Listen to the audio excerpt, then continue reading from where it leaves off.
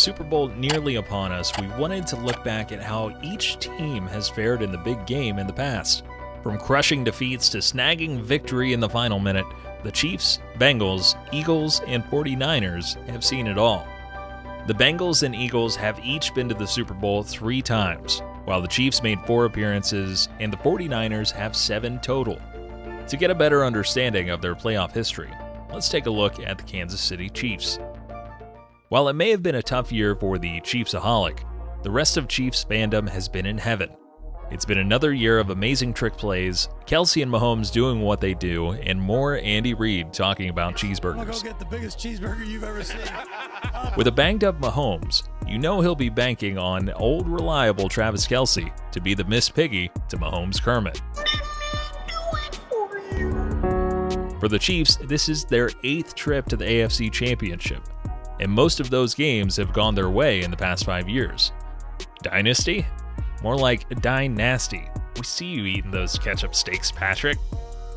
The Chiefs haven't missed the playoffs since 2014, and outside of the loss to the Bengals last year, they hadn't lost an AFC Championship game since 2018, when they were bested by the Tom Brady-led Patriots. Once they got to the big game, it's been blow out or blow up. All of the Chiefs Super Bowl matchups resulted in wins or losses of 10+ points. Let's take a look. Super Bowl I, where it all began, the inaugural event that is now into its 5th decade. To cap off the 1966 season, the Chiefs took on Vince Lombardi's Green Bay Packers, getting crushed outside of the second quarter when they scored their only points.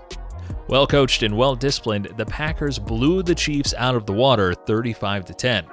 The Chiefs only managing to muster 72 yards rushing, with 24 of those going to quarterback Len Dawson.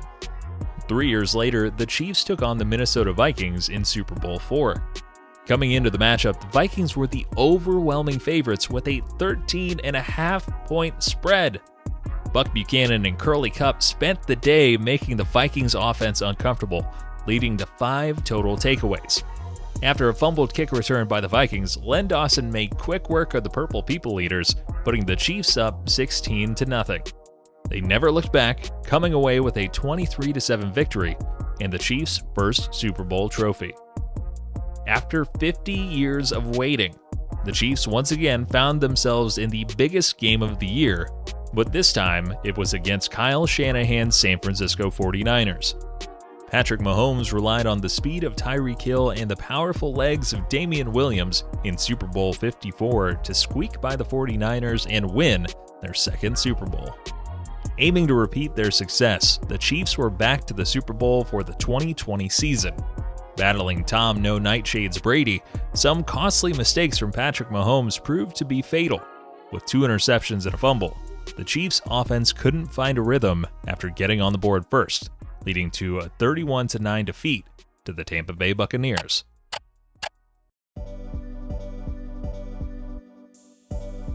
We head now to the flyover state of Ohio, where the only 2 teams that exist were both created by the same man, have roughly the same color uniforms, and are both an exit off the same interstate. Of course, the Cleveland Browns have barely been to the playoffs, let alone the AFC Championship, so you know we're talking about the Cincinnati Bengals. Outside of Zach Taylor trolling the NFL every chance he has, the Bengals are proving to be a rather mature team this season. Joe Burrow appears to have lifted the curse of Andy Dalton, aka the Red Rifle, going deep into January this year and last. To date, all 3 appearances for the Bengals in the AFC Championship resulted in wins. In 1981 over the San Diego Chargers, 1988 over the Buffalo Bills, and 2021 against the Kansas City Chiefs. All 3 of those wins then resulted in Super Bowl losses.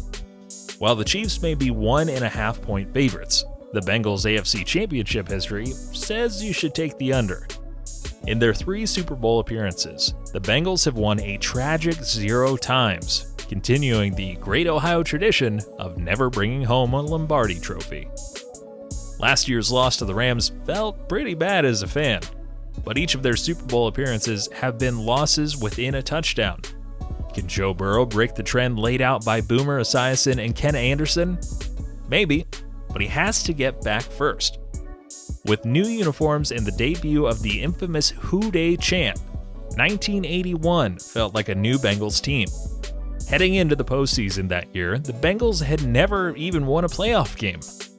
Cut to Super Bowl 16, one of the worst games Bengals fans had ever seen. With 2 interceptions from Ken Anderson and a fumble apiece from Archie Griffin and Chris Collinsworth, the Bengals lost 26-21 to the 49ers. Chris Collinsworth is rumored to have never revisited the tape of his 1981 or 1988 Super Bowl performances, going so far as to call them the 2 worst days of his life. Speaking of 1988, more heartbreak for the Bengals in Super Bowl 23. Chances looked bright with the emergence of NFL Rookie of the Year, Ickey Woods. Boomer Esiason was riding his best season of his career, winning the AP MVP award for his regular season performance. Nothing could bring down the Bengals, except Joe Montana. With just over 3 minutes left in the game, the Bengals were up 16-13, and the 49ers were on their own 8-yard line. Montana passed through the Bengals defense faster than a plate of Skyline chili, leaving them next to no time on the clock and dashing their dreams with a late touchdown to win 20-16. After a nail-biting AFC Championship win over the Chiefs, Joe Burrow seemed mere minutes away from bringing the first Super Bowl trophy to the fans of Cincinnati against the Los Angeles Rams in Super Bowl 56. Even after T. Higgins recorded the fastest second-half touchdown ever at 12 seconds in, the Bengals found themselves down to the wire. Matthew Stafford peeled off a 5-minute drive to put the Rams up 23-20 with just over a minute left. Burrow did his best to get the Bengals in position, but came up short after failing to convert on 2nd and 1, 3rd and 1, and 4th and 1, and ending the game. So close, yet so far. Could this be the year Joe Burrow and the Bengals win it all?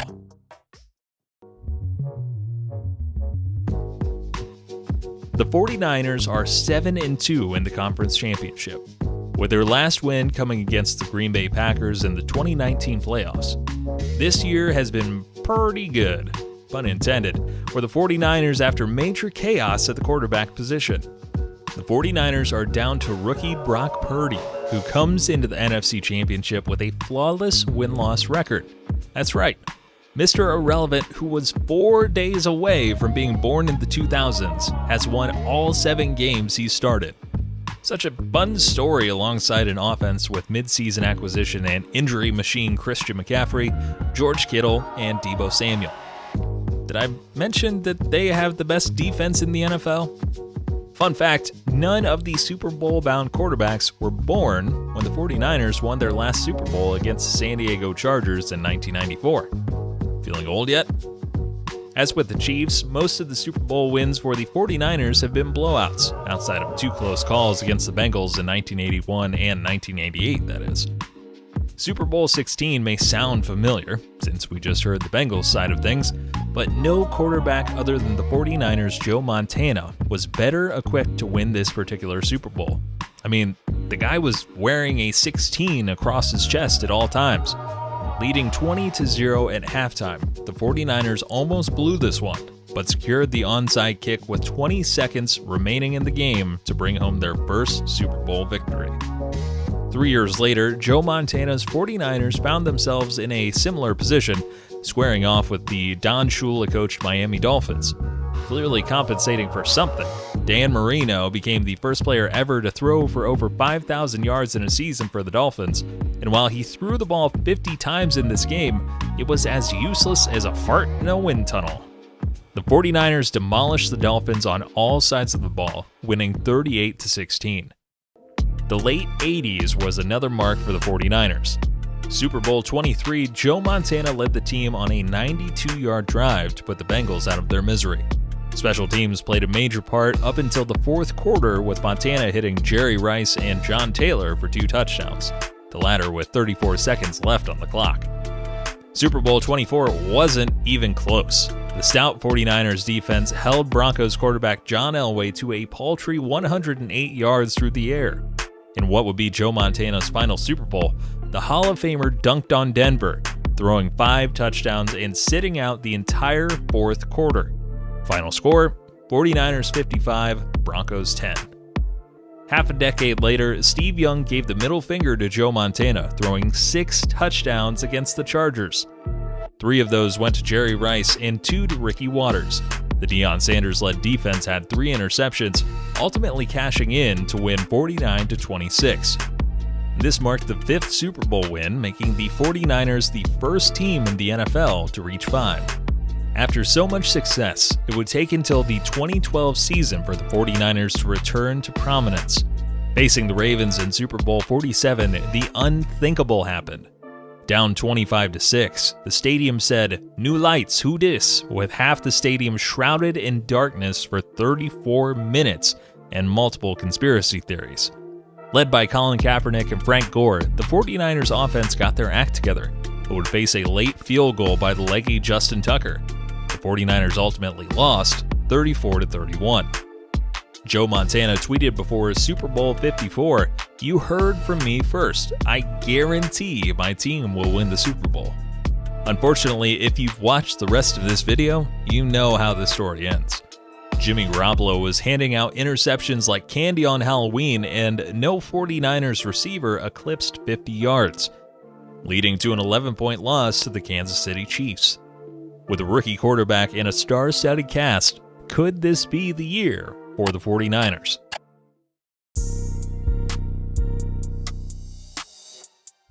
The worst fans in football have managed to find their next Philly special in Jalen Hurts. With second-year head coach Nick Sirianni, the Eagles appear to be onto something. A brutal defensive backfield and a beefy defensive line put the Eagles in the top 3 defensively this season. Pro Bowlers Darius Slay and Hassan Reddick make the Eagles' defense one of the scariest to go up against. With 7 conference championship appearances, this is their first since 2017, when they beat the Minnesota Vikings in one of the most lopsided NFC championship games to date, winning 38-7. As for Super Bowls, it's been pretty spread out for the Eagles.